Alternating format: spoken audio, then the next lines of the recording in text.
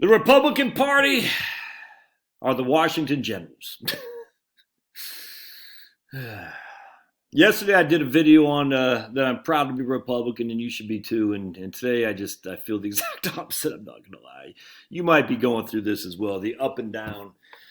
It's look, we're human beings. We're emotional critters. To deny that is to be silly. To say I'm happy all the time. Right now I'm kind of depressed. Not going to lie to you. And when I say depressed, I'm not like, oh my goodness, it's just the world's ending. I don't mean like that. It's just I'm frustrated that time and time again the Republicans sell their own base down the river. Every single time. They've been doing this for, I don't know about what happened in the 50s, who the alternative to Eisenhower was, but 64 with Goldwater, the Republican Party establishment hated him. They hated Reagan. Just look back at the Bush-Reagan debates where Bush tried to shut down the debate and Reagan said, I paid for this microphone. And Bush called them voodoo economics and stuff. The Buchanan brigades in 92. I'll never forget Mark Davis, who was a radio host in WMAL in D.C., called the Buchanan brigades the Hitler Youth. And I say, what the hell is that? And never mind Trump. And the Democrats, and Hillary called us deplorables, and the Republicans say, I kind of believe it. And the Democrats never do that to theirs. They never do. Antifa, BLM is marauding all over the country, literally killing people, innocent people. Burning the businesses of immigrants, of people of color. Never mind just good old-fashioned white people, and no one said a damn thing. In fact, Kamala, our soon-to-be president, actually said, this is good. We need this. Be out in the streets. The Republicans gather steam and storm the Capitol building. Oh, my goodness. And everyone's acting like we just killed freaking Jesus. It's the craziest thing to me. It's on our own side. It's the weird, and people say, well, you can't storm the Capitol. I'm like, well, because it's a government building. So what was the Democrats doing for 3 months in the federal building, courthouse in freaking Portland?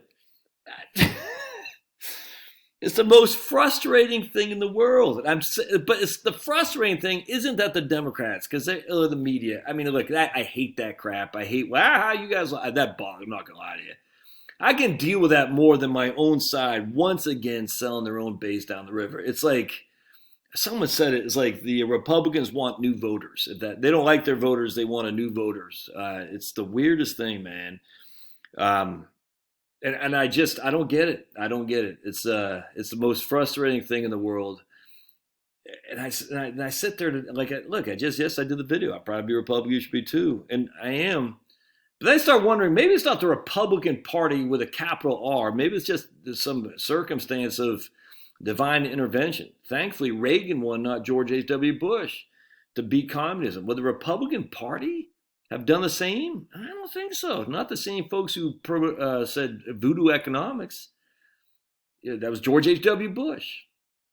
91, 90, Bush, Georgia, that same guy raised taxes. You see what I'm saying? George W. Bush oversaw the massive expansion of the government and the TSA and all that crap. And all that stuff, once you expand, it never goes away. And, Trump just happened to get in there. The first at least talking a populist game. Now, Trump talked a big game. He did some good stuff. I'm not going to lie to you. But this is what I was saying to God today. I said, don't forget, at the end of the day, the biggest desecration of civil liberties we've seen since FDR happened under Trump and a Republican Senate watch. That's just a fact. 2020 was a Charlie Foxtrot for civil liberties. And in UK under Boris Johnson, a supposed conservative. In America under Trump, a supposed conservative. In Australia under Morrison, a supposed conservative. I just sit there and I say, well, maybe I'm the fool, which kind of I think I am. I think I put hope in these guys, but I don't get why the Republicans, what is it? Why are they so quick to sell their own out where the Democrats aren't? It's almost like they say, they get into politics to be liked, to have people sweat them, and then once they actually attain a certain level of notoriety, they start getting the big pushback from the left. They're like, well, I don't like that. I just want people to like me. And how you like them is you suck up to them by selling your own people down the river. Rush Limbaugh said that in 1994. I'll never forget this, when the Republicans took over the House for the first time in 40 years. He goes, look, Cokie Roberts is going to get in there and she's going to start batting her big eyes at you. I don't know, maybe she's pretty, I don't know. I remember what she looked like. She didn't do anything for me, but she's going to bat her eyes at you and shower you with niceties just so she can stab you in the back. Rhetorically, YouTube, rhetorically. And he said, you got to be careful. These guys, the sad thing is, I think Trump, of all people, was the most suspect to that, or subject to falling for that. Trump let Bob Woodward interview him, and Woodward, of course, just not a bag of guy. And look, I appreciate the one good thing that comes from this. That this does separate the MAGA movement from the MAGA man, if that makes sense. I've never liked the cult of personality stuff. I'll tell you that right now. I've never been one of these. I mean, don't forget, Reagan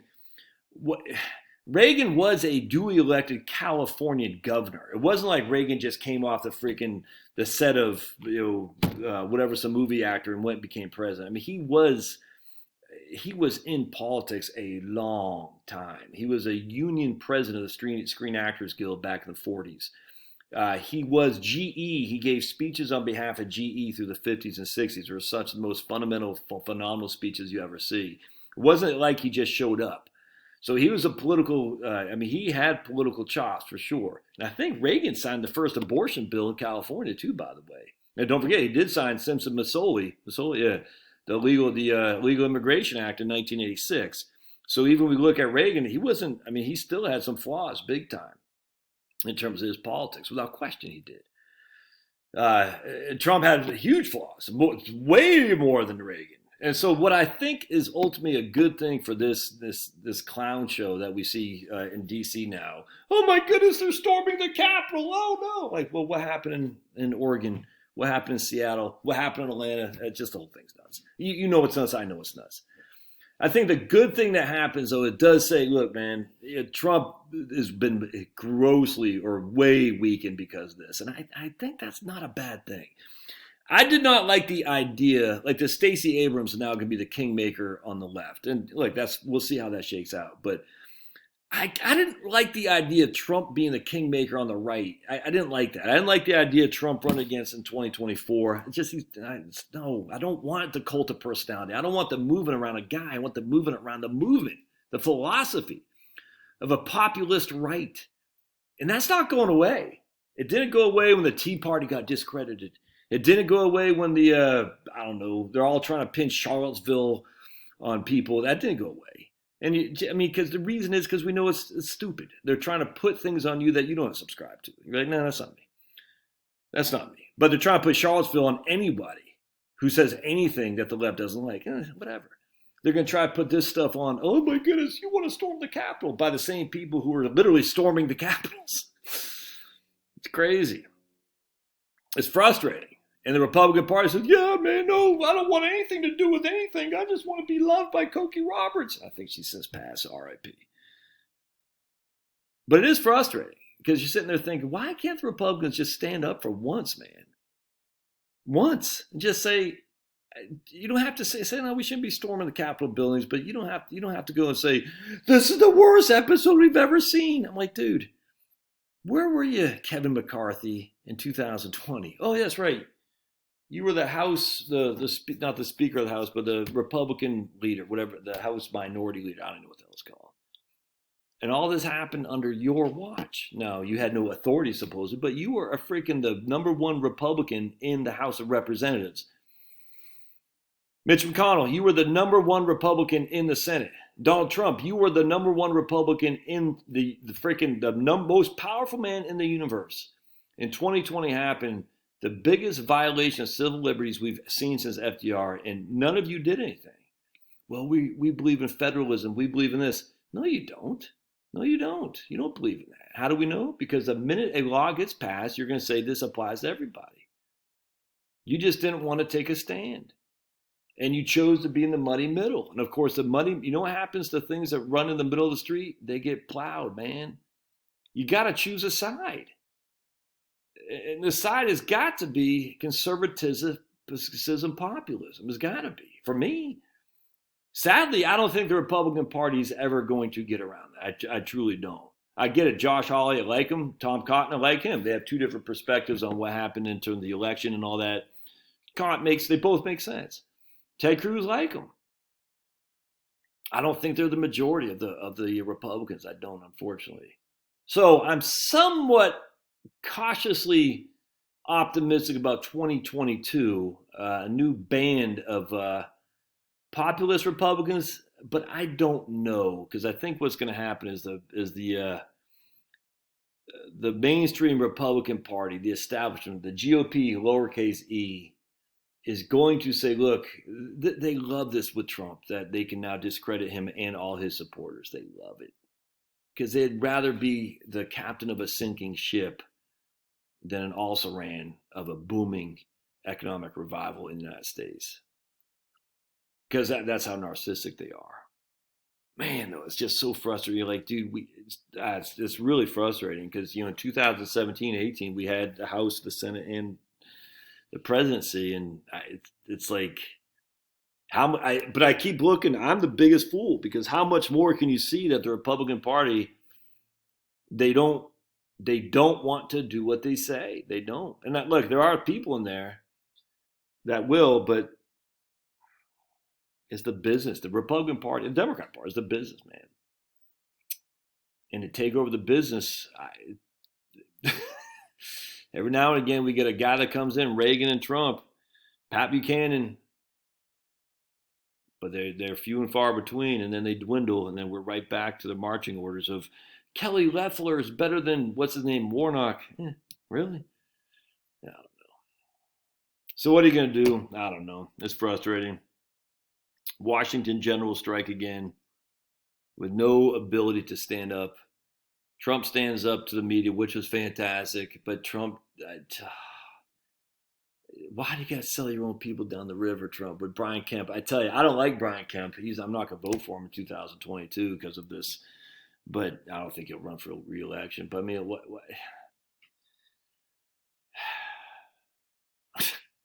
that Trump, I don't. But ultimately that's a good thing, because we showed that the movement is more than Trump, and I think that's good. But how do you get the Washington Generals to compete at least with the Harlem Globetrotters? We have to beat them. We just got to be competitive. And right now, the Washington Generals never have been. I think a couple times when the Washington Generals actually won, they weren't supposed to, and the Globetrotters got pissed. It's kind of funny. That's kind of like it is. Literally, talk about what's the word I'm looking for? An anecdote, is that the right word, to the current state of affairs. We are the Washington Generals. Every now and again, the Washington Generals win, and the Harlem Globetrotters get pissed. Same kind of thing. Every now and again, the Republicans win, and the unit party gets pissed. It's the same thing.